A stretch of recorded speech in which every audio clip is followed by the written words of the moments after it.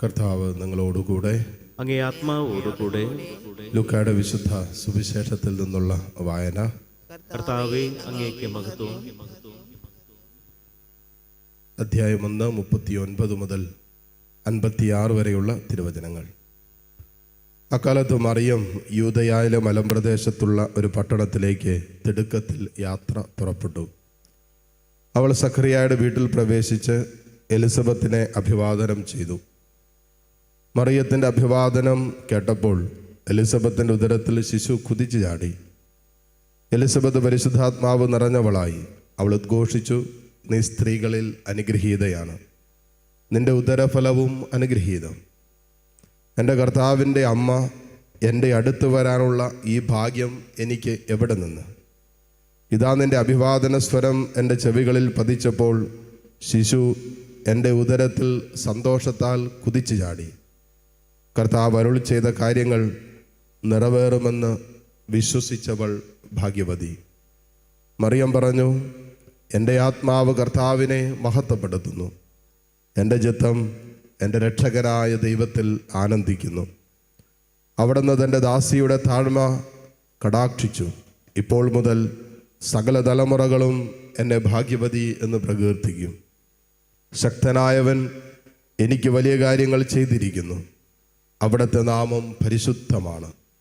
അവിടുത്തെ ഭക്തരുടെ മേൽ തലമുറകൾ തോറും അവിടുന്ന് കരുണ വർഷിക്കും. അവിടുന്ന് തൻ്റെ ഭുജം കൊണ്ട് ശക്തി പ്രകടിപ്പിച്ചു. ഹൃദയവിചാരത്തിൽ അഹങ്കരിക്കുന്നവരെ ചിതറിച്ചു. ശക്തന്മാരെ സിംഹാസനത്തിൽ നിന്നും മറിച്ചിട്ടു. എളിയവരെ ഉയർത്തി. വിശക്കുന്നവരെ വിശിഷ്ട വിഭവങ്ങൾ കൊണ്ട് സംതൃപ്തരാക്കി. സമ്പന്നരെ വെറും കൈയോടെ പറഞ്ഞയച്ചു. തൻ്റെ കാരുണ്യം അനുസ്മരിച്ചുകൊണ്ട് അവിടുന്ന് തൻ്റെ ദാസനായ ഇസ്രായേലിനെ സഹായിച്ചു. നമ്മുടെ പിതാക്കന്മാരായ അബ്രാഹത്തോടും അവൻ്റെ സന്തതികളോടും എന്നേക്കുമായി ചെയ്ത വാഗ്ദാനം അനുസരിച്ച് തന്നെ മറിയം അവളുടെ കൂടെ 3 മാസത്തോളം താമസിച്ചു. പിന്നെ വീട്ടിലേക്ക് മടങ്ങി. കർത്താവിൻ്റെ സുവിശേഷം. ക്രിസ്തുവേ, അങ്ങേക്ക് സ്തുതി. മിശിഹായിൽ ഏറ്റവും സ്നേഹമുള്ളവരെ, ഇന്ന് പരിശുദ്ധ അമ്മയുടെ സന്ദർശന തിരുനാൾ ആഘോഷിക്കുമ്പോൾ പരിശുദ്ധ അമ്മ ഈശോയെ ഉദരത്തിൽ വഹിച്ചുകൊണ്ട് എലിസബത്തിനെ സന്ദർശിക്കാൻ പോയ സുവിശേഷ ഭാഗവും അതേ തുടർന്നുള്ള പരിശുദ്ധ അമ്മയുടെ പ്രകീർത്തനമാണ്, ദൈവത്തെ സ്തുതിക്കലുമാണ് നമ്മൾ ഇന്നത്തെ സുവിശേഷത്തിൽ കേട്ടത്. ഇവിടെ സഭയിൽ ഒരു പ്രത്യേക ഇവാഞ്ചലൈസേഷൻ ഉണ്ട്. അതെന്താണെന്ന് ചോദിച്ചാൽ അപ്പോസ്റ്റലേറ്റ് ഓഫ് പ്രസൻസ് എന്ന് പറയും. അതായത് സാന്നിധ്യം കൊണ്ട് സുവിശേഷം പ്രസംഗിക്കുക. ഇപ്പം ഞാൻ ചെയ്തുകൊണ്ടിരിക്കുന്നത് അധരം തുറന്ന് സ്വരം ഉയർത്തി വാക്കുകൾ പറഞ്ഞുകൊണ്ടൊരു സുവിശേഷ പ്രഘോഷണം. ചിലവർ മറ്റു രീതിയിൽ സുവിശേഷ പ്രഘോഷണങ്ങളൊക്കെ നടത്തുന്നുണ്ട്.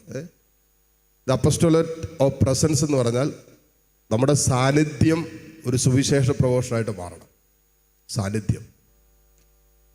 ജോൺ പോൾ II മാർപ്പാപ്പയും ഫ്രാൻസിസ് മാർപ്പാപ്പയും ഒക്കെ എല്ലാ റിലീജിയസിനെ, സന്യസ്തരെയൊക്കെ അഡ്രസ്സ് ചെയ്തപ്പോൾ പറഞ്ഞൊരു കാര്യമാണ്, ചിലയിടങ്ങളിൽ ഈശോയുടെ സ്നേഹവും സാന്നിധ്യമൊന്നും എത്തിച്ചേരാത്ത ഇടങ്ങളിൽ നിങ്ങൾ ചെയ്യേണ്ട ഒറ്റ കാര്യമുള്ളൂ, നിങ്ങളുടെ സാന്നിധ്യം കൊണ്ട് സുവിശേഷം പ്രസംഗിക്കുക. ഇന്നുവരെ യേശുവിനെ കുറിച്ച് കേട്ടിട്ടില്ല, യേശുവിൻ്റെ സ്നേഹം അറിഞ്ഞിട്ടില്ല, അവൻ്റെ കരുണയെക്കുറിച്ച് കേട്ടിട്ടില്ലാത്ത ഇടങ്ങളിൽ ഒരു ഡയറക്റ്റ് എൻട്രി സുവിശേഷ പ്രഘോഷണത്തിന് സാധ്യമാകണമെന്നില്ല. അപ്പം അതിന് ഫ്രാൻസിസ് മാപ്പ പറഞ്ഞത്, സന്യസ്തരോട് പറഞ്ഞത്, നിങ്ങൾ പോയി ഇങ്ങനെയുള്ള ഇടങ്ങളിൽ താമസിക്കുക, അവരിൽ ഒരുവളെ പോലെ താമസിക്കുക. ഇത് നിങ്ങളുടെ സാന്നിധ്യം കാണുമ്പോൾ നിങ്ങളുടെ ജീവിത രീതിയും നിങ്ങളുടെ പ്രാർത്ഥനാ ചൈതന്യവും നിങ്ങളുടെ സഹോദര സ്നേഹമൊക്കെ കാണുമ്പോൾ അവർക്ക് നിങ്ങളിൽ ഒരു വ്യത്യസ്തത തോന്നണം. അത് സുവിശേഷ പ്രഘോഷണമെന്നാണ് പറഞ്ഞത്. അതൊരു സുവിശേഷ പ്രഘോഷണം. ആദിമ ക്രൈസ്തവ സമൂഹം ഓരോ ദിവസവും ശക്തി പ്രാപിച്ചത് എങ്ങനെ? അവരിൽ എന്തോ വ്യത്യസ്തതയുണ്ടെന്ന് കണ്ടുനിന്ന ജനം മനസ്സിലാക്കി. അവരുടെ വ്യത്യസ്തത എന്തായിരുന്നു? സഹനങ്ങളിൽ അവർ പുലർത്തിയിരുന്ന ആനന്ദം. നോർമൽ ഒരുവൻ്റെ ജീവിതത്തിൽ സഹനം വരുമ്പോൾ അതോടൊപ്പം സങ്കടവും വരുന്നത്, വേദനയും വിഷമമൊക്കെയാണ് വരുന്നത്. പക്ഷെ ആദിമ ക്രൈസ്തവ സമൂഹത്തിൽ ഇവർ കണ്ടത് പീഡനങ്ങളുടെയും വേദനകളുടെയും സങ്കടങ്ങളുടെയും ഒക്കെ നടുവിൽ അവരാനന്ദത്തോടെ ഈ സഹനങ്ങൾ എടുക്കുന്നത് കണ്ടപ്പോൾ കണ്ടു നിന്നവർക്ക് ഇവരിൽ എന്തോ ഒരു വ്യത്യസ്തതയുണ്ട്, ഇതിൽ എന്തോ ഒരു പ്രത്യേകതയുണ്ട്. അങ്ങനെ അനേകര് ക്രൈസ്തവ സമൂഹത്തിൻ്റെ, ആദിമ ക്രൈസ്തവ സമൂഹത്തിൻ്റെ ഭാഗമായി തീർന്നു എന്ന് പറയുന്ന പോലെ നമ്മുടെ സാന്നിധ്യം കൊണ്ട് നമുക്ക് സുവിശേഷം പ്രസംഗിക്കാം. അതാണ് ഇന്ന് പരിശുദ്ധ അമ്മയുടെ ഈ സന്ദർശന തിരുനാളിൽ നമ്മൾ ധ്യാന വിഷയമാക്കേണ്ടത്. അമ്മ വലിയ കാര്യങ്ങളൊന്നും പറയുന്നില്ല. അമ്മയുടെ സാന്നിധ്യം ആത്മാവിൻ്റെ ചലനത്തിന് സാധ്യതയൊരുക്കുകയാണ്. കാരണം അമ്മയിൽ പരിശുദ്ധാത്മാവ് നിറഞ്ഞു നിന്നു, അമ്മയിൽ യേശുവിൻ്റെ സാന്നിധ്യം നിറഞ്ഞു നിന്നപ്പോൾ അമ്മയുടെ സാന്നിധ്യത്തിൽ എലിസബത്തിൻ്റെ ഉദരത്തിലായിരുന്ന കുഞ്ഞ് പോലും സന്തോഷത്താൽ കുതിച്ചു ചാടിയെന്ന വചനം പറയുന്നത്. എത്ര കണ്ട് ആത്മാവിൻ്റെ നിറവുള്ള ഒരു വ്യക്തിയുടെ സാന്നിധ്യം ആനന്ദത്തിനും സമാധാനത്തിനും സന്തോഷത്തിനൊക്കെ കാരണമാകും. നമ്മളെല്ലാവരും വിളിക്കപ്പെട്ടിരിക്കുന്നത് ഈ അസിസി പുണ്യാളൻ പറഞ്ഞ പോലെ നമുക്ക് എപ്പോഴും വാക്കുകളിലൂടെ സുവിശേഷം പ്രസംഗിക്കാൻ പറ്റണമെന്നില്ല. പക്ഷെ ജീവിതം കൊണ്ട് ഓരോ നിമിഷവും നമുക്ക് സുവിശേഷം പ്രസംഗിക്കാൻ പറ്റും.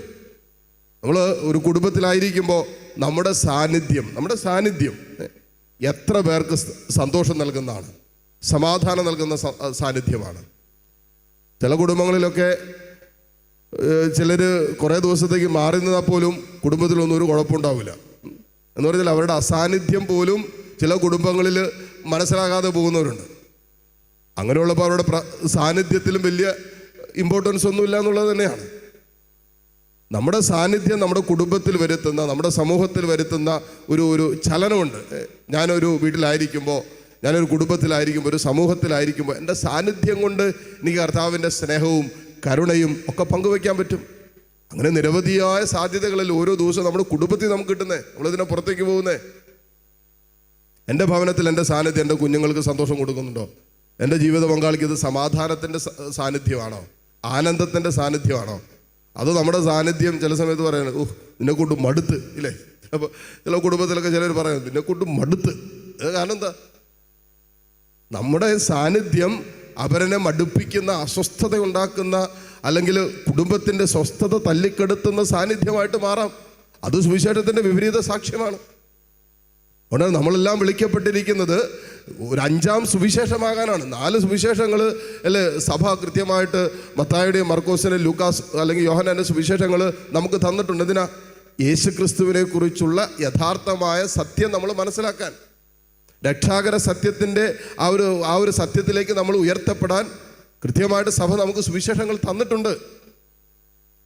ഇന്നുവരെ യേശുവിനെ അറിഞ്ഞിട്ടില്ലാത്തവരും ഇന്നുവരെ യേശുവിനെ കുറിച്ച് കേട്ടിട്ടില്ലാത്ത ഒരാൾക്ക് നീയാണ് സുവിശേഷം. നീ 5ാമത്തെ സുവിശേഷമാണ്. നിന്നെ കാണുമ്പോൾ യേശുവിനെ കാണണം. നിന്റെ സംസാരത്തിൽ അവന് പ്രതീക്ഷയും പ്രത്യാശയും ദൈവസ്നേഹത്തിൻ്റെയും കാരുണ്യത്തിൻ്റെയും അനുഭവങ്ങൾ പങ്കുവെക്കുന്നിടത്താണ് നമ്മൾ മറ്റൊരു സുവിശേഷമായിട്ട് മാറുന്നത്.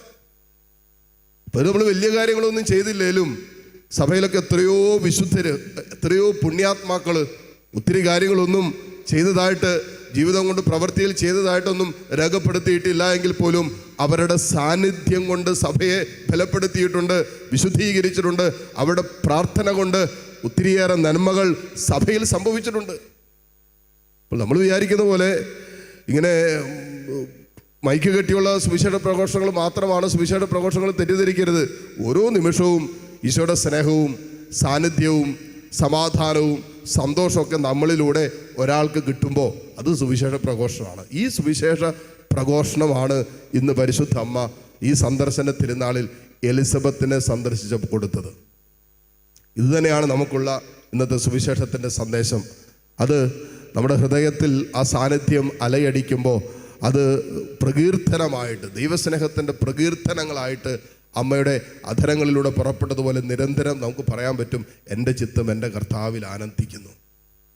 എൻ്റെ ചിത്തം എൻ്റെ കർത്താവ്. ആ ഒരു ആനന്ദം, കർത്താവിൽ ആനന്ദിക്കുന്നവൻ എപ്പോഴും കർത്താവിൽ ആനന്ദിച്ചുകൊണ്ടിരിക്കുക. സാഹചര്യങ്ങളുടെ സമ്മർദ്ദങ്ങൾക്കും മീതെ അവന് കർത്താവിൽ ആനന്ദിക്കാൻ പറ്റും. അത് ആ കർത്താവിൻ്റെ സാന്നിധ്യം അമ്മയിൽ നിറഞ്ഞു നിന്നുകൊണ്ട്, പരിശുദ്ധാത്മാവിൽ അമ്മ നിറഞ്ഞതുകൊണ്ടുമാണ്. അതുകൊണ്ട് പരിശുദ്ധാത്മാവിലും ക്രിസ്തുവിൻ്റെ സ്നേഹത്തിലും നിറഞ്ഞു നിൽക്കുമ്പോൾ നമ്മുടെ സാന്നിധ്യം, പത്രോസ്ലീഹ നടന്നു പോയപ്പോൾ വചനം പറയാണ്, അപ്പസ്വലപ്രവർത്തനങ്ങൾ 5:15 മുതൽ, പത്രോസ് നടന്നു പോയപ്പോൾ പത്രോസിൻ്റെ നിഴലടിക്കാൻ അനേകരെ കൊണ്ടൊന്ന് കടത്തി. രോഗശാന്തി പ്രാർത്ഥന നടത്തിയില്ല, കൈവ് പ്രാർത്ഥന ഒന്നും നടത്തിയില്ല. പത്രോസ് നടന്നു പോകുമ്പോൾ വഴിയോരങ്ങളിൽ കൊണ്ടുവന്ന് രോഗികളെ, പിശാചുബാധിതരെ, തളർന്നു കരന്നവരെ കടത്തി. പത്രോസ് നിഴലും കടന്നു പോകുമ്പോൾ അവൻ്റെ നിഴലെങ്കിലും പതിക്കാൻ വചനം പറയുന്നതാ, അവൻ്റെ നിഴലടിച്ച സകലരും സൗഖ്യം പ്രാപിച്ചു എന്നാ.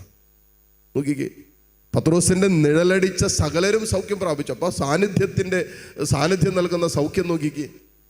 നമ്മുടെയൊക്കെ സാന്നിധ്യം സൗഖ്യത്തിൻ്റെ സാന്നിധ്യങ്ങളായി നമ്മുടെ കുടുംബങ്ങളിൽ മാറിയാൽ നമ്മുടെ കുടുംബങ്ങളിലൊക്കെ എത്രയ്ക്ക് പണ്ടേ സമാധാനവും സന്തോഷമൊക്കെ ഉണ്ടായിരുന്നേനെ. നമ്മുടെ സാന്നിധ്യം അവരെന്നെ സുഖപ്പെടുത്തുന്ന സാന്നിധ്യമായി മാറട്ടെ.